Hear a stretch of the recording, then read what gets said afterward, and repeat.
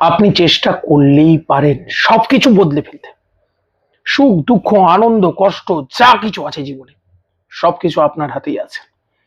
কেউ ভাবেন কপালের দোষ, কেউ হস্তরেখা নিয়ে ভাবেন। প্রত্যেককে বলছি যে যা কিছু ভাবনা, যা কিছু আছে সব আপনার হাতেই আছে, আপনার মাথাতেই আছে। আপনি চেষ্টা করলেই জীবনে সবগুলো বদলাতে পারেন। জীবনে দুঃখ আসে, দুঃখ সুখেরই ফুল। আমাদের জীবনে দুঃখ কষ্ট সব আসে।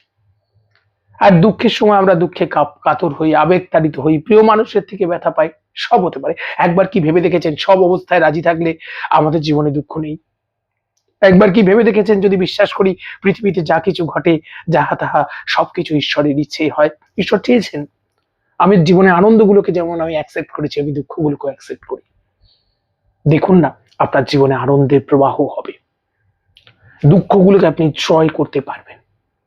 দুঃখের জয় হবে।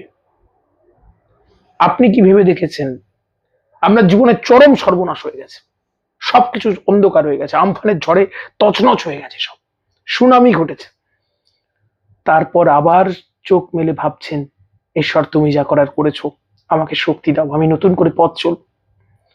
দেখুন আপনি পারবেন পরিস্থিতিটাকে ওভারকাম করতে।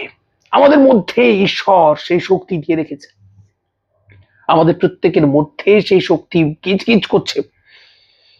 আমরা শুধু সেই শক্তির অপব্যবহার করি, সেই শক্তিটাকে ক্ষীণ করে ফেলি। প্রয়োজনে কাঁদি, প্রয়োজনে চোখের জল ফেলি, হতাশ হয়ে ডিপ্রেশনে গিয়ে দরজা বন্ধ করে বসে থাকি, আত্মহত্যার চিন্তা করি।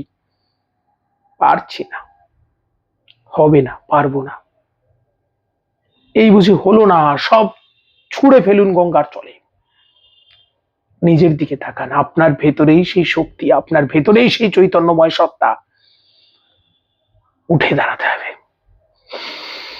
একটা বুক ভরে শ্বাস নিন, মাথা তুলে দাঁড়ান, চলো লড়বো। জীবন লড়াইয়ের ভূমি। আমাদের ধর্মশাস্ত্রগুলো শুধু যুদ্ধের কথা আছে, কুরুক্ষেত্র যুদ্ধ, রাম রাবণের বিশাল যুদ্ধ, আসলে জীবন যুদ্ধের কথা বলা।